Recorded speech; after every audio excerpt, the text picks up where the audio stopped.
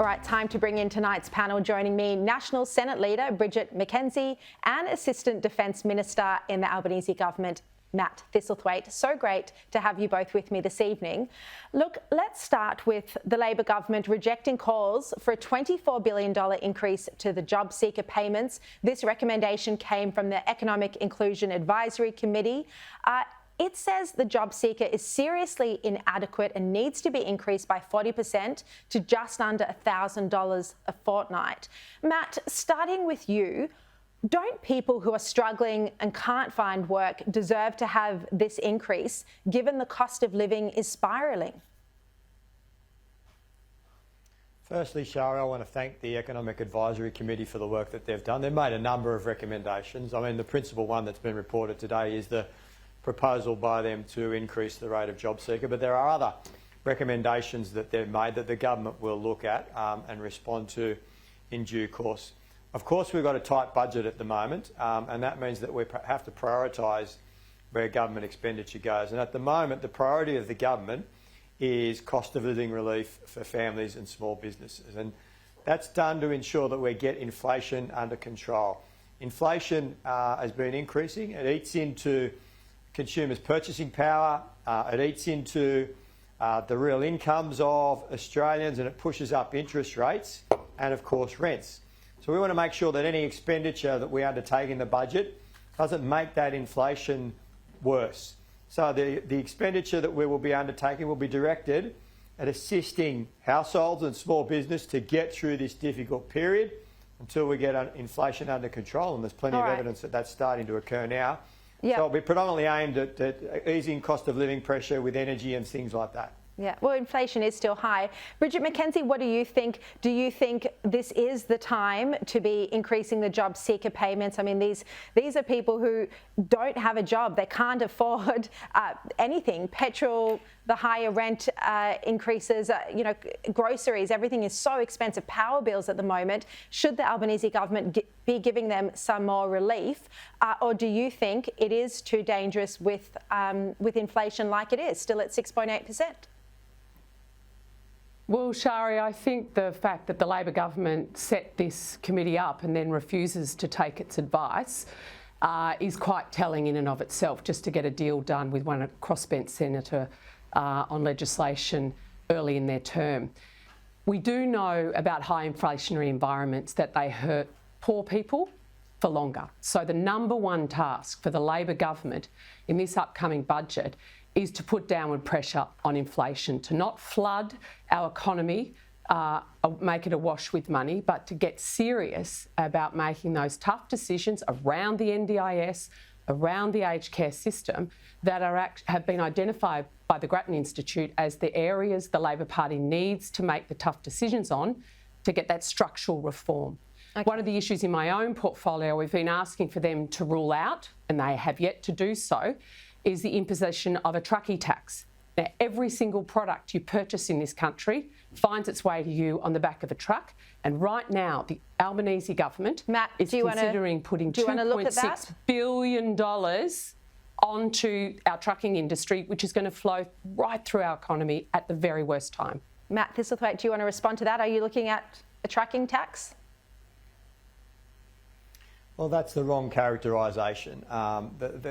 Safe rates ensure that we've got safety on our roads, and that's been a long-standing policy of the Labor Party, and work's going on in that respect at the moment. But I go back to the point that I was making earlier, and that is that we need to provide cost of living relief for low to middle income families to get them through this difficult period. But not for job seekers. And that will be the focus of the government through the budget. Okay, let's keep going. Peter Dutton's approval rating has taken a dive down to minus 28%, according to a recent survey by Resolve Strategic.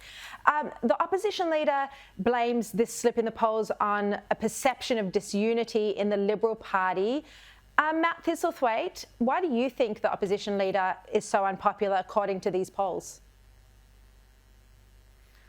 I think Australians see him as yesterday's man. I think that the brand of politics that's practiced by Peter Dutton, Australians have clearly said they reject and they want to move on from. And that's that nasty, divisive politics where we're trying to pit Australians against each other. And you've seen that, I think, in the recent decision that the Liberal Party made around the voice. Here was an opportunity for Peter Dutton and the Liberal Party to show some leadership, to work cooperatively with the government on something that First Nations Australians have been calling for since 2017. I think there's an appetite for it within the wider Australian community. That's reflected in the opinion polls, which indicate that the majority of Australians support. Well, the opinion polls show that we could have worked together on the detail. Yeah, the opinion polls show that support is falling. We could have worked together on the detail. According to a poll I had on the show last night, it was about at 56%. But sticking with Dutton and his popularity at the moment, Bridget McKenzie, Matt Thistlethwaite has just said he represents a divisive and negative position on politics. Do you agree with that? Do you think voters see him in that divisive, negative way, and is that why he's not connecting with voters? Yeah, Sharri, I couldn't disagree more with Matt. I've served under a couple of Prime Ministers on the leadership team with Peter Dutton, and he's very, very strong, but he's also an incredibly compassionate leader. And the way he's been leading the Liberal Party since taking that position on, I think, has been very, very commendable. They've had to come to their own decision internally on the Liberal Party's way forward on the voice. But what Peter has done this week in announcing his new shadow cabinet appointments, which include our own Jacinta Nampijinpa-Price, really setting us up as not just a shadow ministerial team, but a coalition to take it up to Labor at the next election through doing the tough policy work, which has to be done, but also having a team of experienced former cabinet ministers, but also the next generation of young leaders in both the Liberal Party and the National Party. Well, Jacinta Price has claimed that the voice will trigger a dramatic rise in people falsely claiming to be Indigenous. Matt, what is your response to her comments that she's made here? Well, there's been a long-standing accepted practice for determining a person's Aboriginality, and there's a clear definition, and that is that they're accepted by local communities and that they can demonstrate that. And that's something that's been put together in consultation with First Nations communities and leaders, and they determined that definition. It's been recognised by the High Court in decisions, and it's been recognised by government as a means of determining that issue. So it's very much First Nations people so you think working with their isn't communities that determine that. Well, I can't comment on that because I understand that the way these issues are dealt with is that they're dealt with by local communities. So local communities will come together through their leadership, and they have different methods of determining how these issues are dealt with. And there's been a clear definition that's been in place for some time now that's accepted by government, been accepted by the High Court as a means of determining that issue, and it's local communities that do that. Okay, Bridget McKenzie, what do you think? Do you think there is an issue perhaps already of people falsely claiming different heritage? Well, I think Matt's essential proposition is not correct. Here in Australia, we have a variety of ways within government, different agencies, different departments, and indeed different states have varying methodologies on how to determine somebody's indigeneity.